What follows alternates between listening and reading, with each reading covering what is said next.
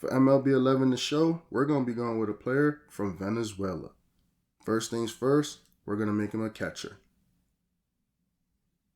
He's going to have a lot of speed. He's going to hit for contact.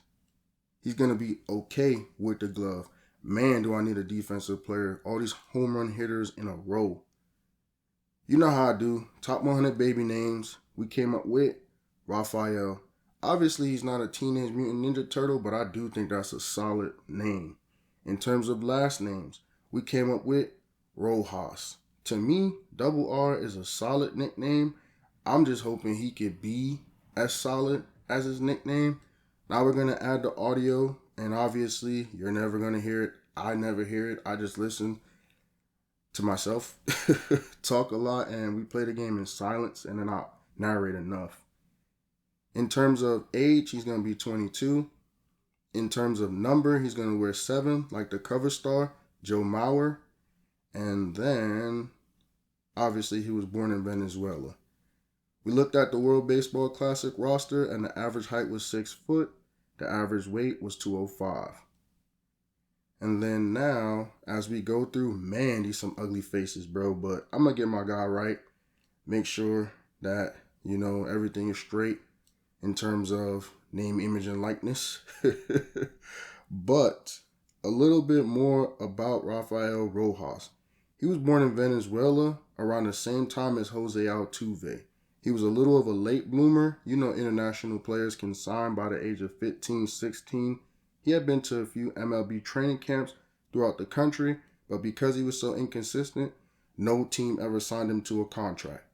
Although the MLB teams didn't want him immediately, he got to grow up around the dominant Tigres de Aragua organization, where he was a part of the most dominant Venezuelan team that won 5 league championships from 2003 to 2009.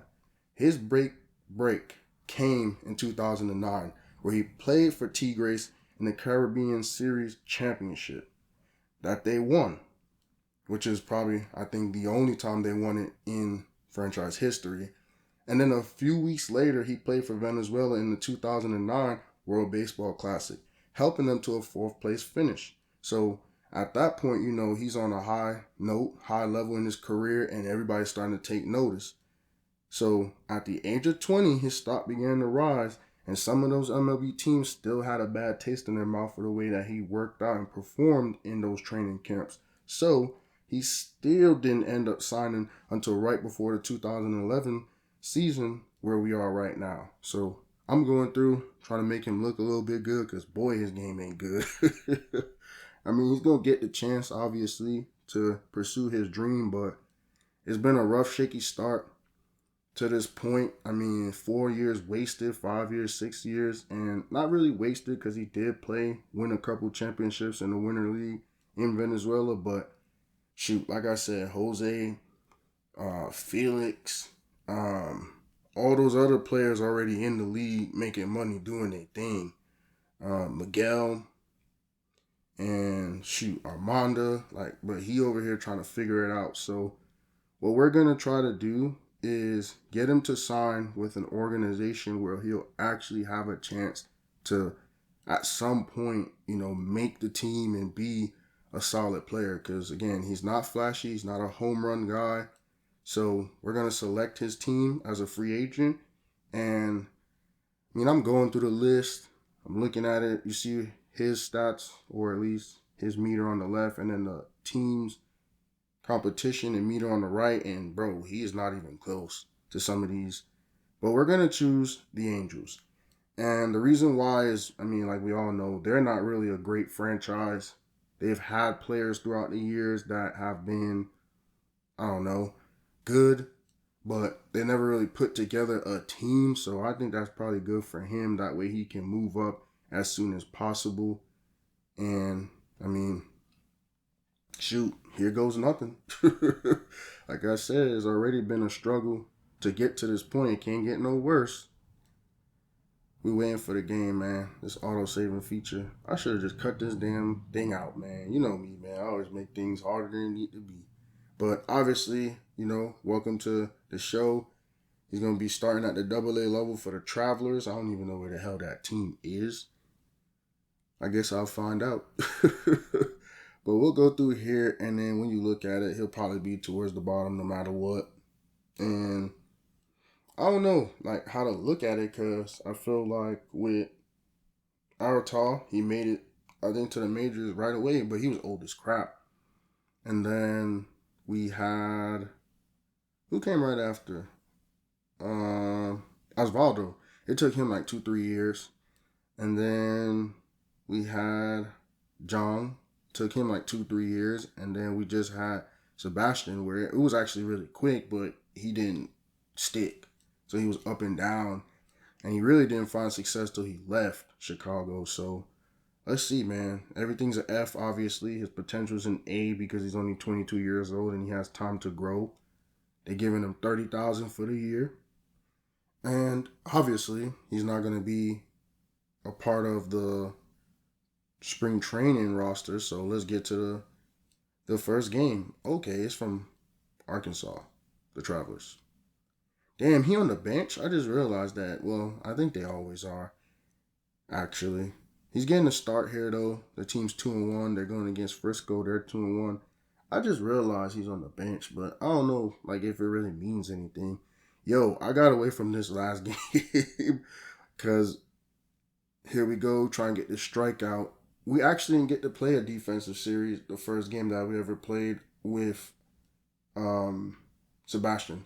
And the reason why is because they put him in a pinch hit situation his first game. He didn't really get to play defense, so I had to get back to it, show you that he does play defense. I mean, the one and only clip. The rest of it's going to be hitting. I mean, and then for Sebastian, let's be honest, this game is so rigged that as a catcher, you actually have to play the whole game.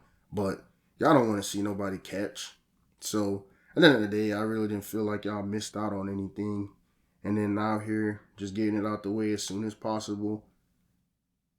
You know what I realized too? I put his glove up for no reason. So top of the second, 0-0, 2 outs, and we shank it. I just realized that though, for real, going back to that conversation, the glove is good, but you're a catcher, so you don't really got to do nothing. So we down 0-1. Let's get that first hit. Like I said, he's not going to be anything spectacular as a hitter and just as a player in general, nothing flashy. But we need somebody solid. We need somebody dependable, bro, because, man, I've been hit or miss with these home run hitters these last couple years. And even like John, right? So he was more of a solid type player. And we saw how that ended. So it's kind of like you have to hit home runs. You got to do something spectacular, bro, to stick around the league long enough. But here we are again, trying to get another little hit. I mean, I think he looked solid after all those options we went through with those ugly-ass players. So this is top of the fifth, and we're down 0-7. Nobody out. Damn, that was a dumbass hit. Broke the bat and everything. Like, come on, man. Get your shit together, bro. Like, we already know, you know, you're not that great, but goddamn, like, at least give us some hope. Do something. So we down 0-1, and we watch it. That's a good one, bro. That's a good little pitch on the outside corner. It's kind of like puts you in a bind where you kind of have to swing. And shit, if you don't, like right there, get lucky, depending on who the ump is. Come on, man. Throw something we could work with now. All right, this might be a good one. Let's see what it is. Let me get that. Oh, that's barely dropping. Yeah, like I said, man, if we can hit those consistently and then it bounces by a dumbass, if we had a little bit more speed, probably could have turned that to a triple. So maybe that could be something I focus on with this career, try to make him faster. Because, I mean, those type of hits right there, I'm not saying an inside the park home run or nothing stupid, but, I mean, he could probably get some, a little bit more bases with it. And see, we doing good, bro. This first game so far, we 2 for 2. That's a good way to start off the career. I'm actually very proud of the way this game's going because, you know, you would think it'd be an adjustment period. You'd think it'd be kind of difficult just jumping into it. Because that's the thing, bro. I don't just play these games. God damn, we sucked. We down 0-13, top of the ninth. 1 runner on. God damn, we suck. First pitch, though. See, like I said, those are nice little hits, solid, and that's all we need to do for this career. But goddamn, we can't be losing 13-0 first game. What that mean, bro? This is gonna be rough, rough season, bro. Because even when we used to lose by those types of margins with Sebastian, because we used to do that. I ain't gonna lie, Marlins used to get their ass kicked. We did it a few times, like we did it to Pittsburgh, bro. It's a little too late. I mean, we went 3 for 4 and had a double, but come on now, 13-14, y'all boys got embarrassed. And this ain't opening day. I mean, they played a few games. This is just my first game.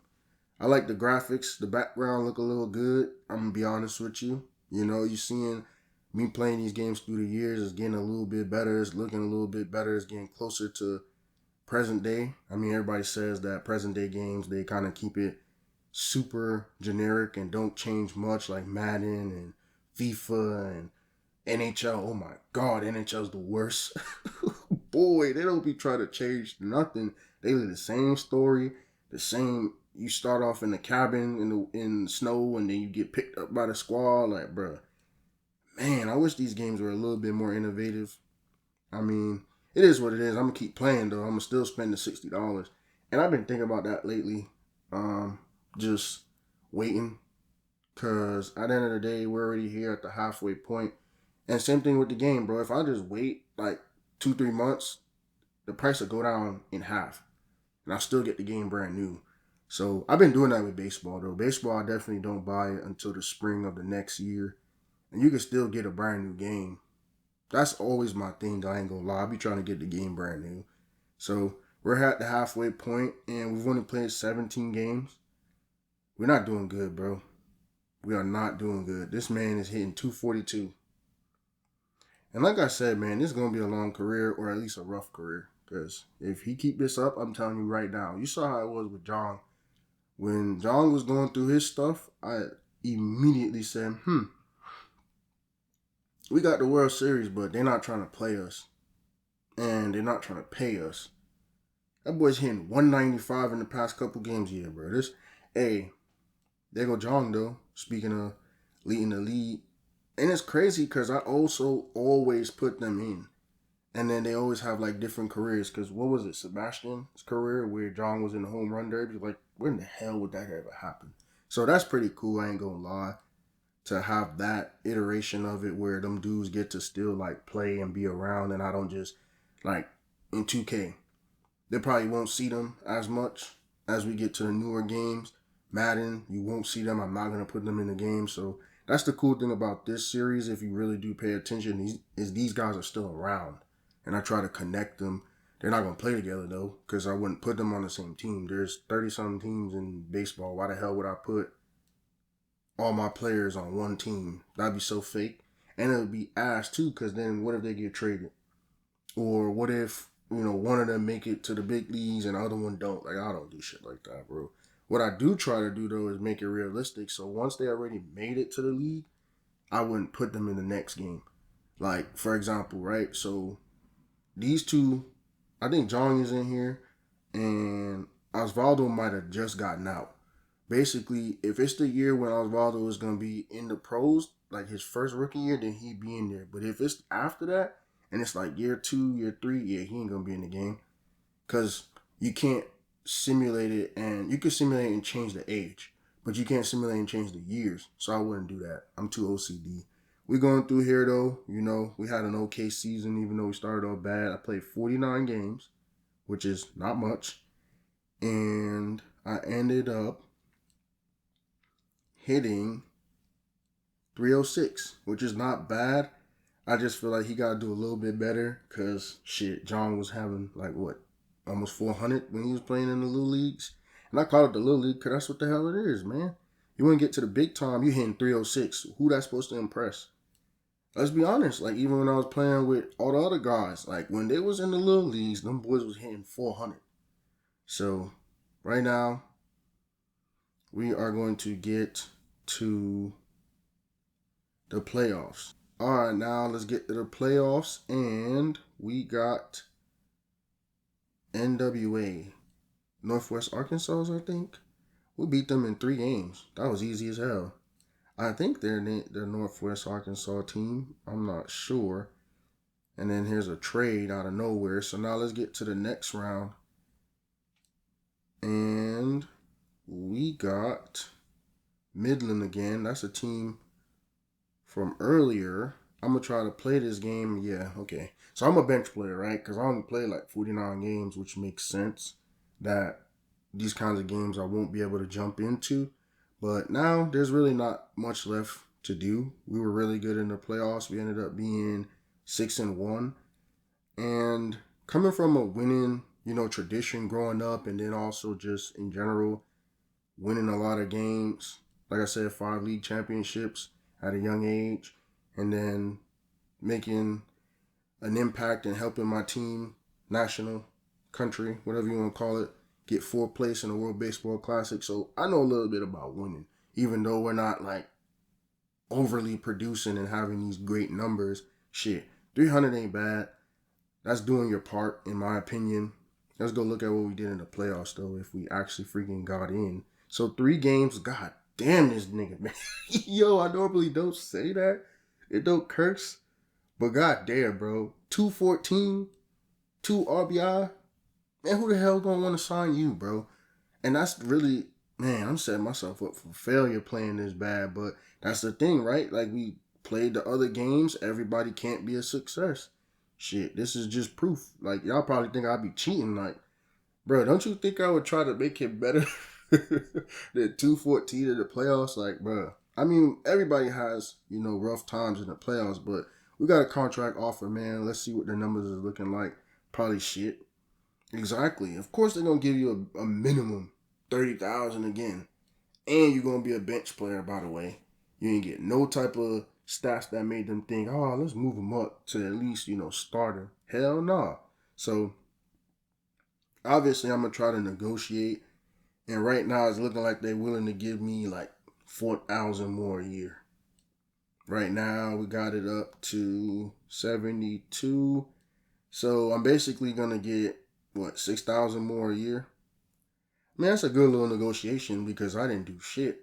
I mean, 306 during the season, like, again, we always talk about it. Baseball's hard. If you get 3 hits out of 10 at-bats, that's low-key good. But damn, like, I don't know, his playoff stats and everything, like, put those numbers together. 30 and 24 is what? 25-ish? So let's see what we do next year, bro, because last year, what? And there it goes, the end to another video following Rafael Rojas on his journey from Venezuela to the major leagues. Thank you for watching this video. See you soon.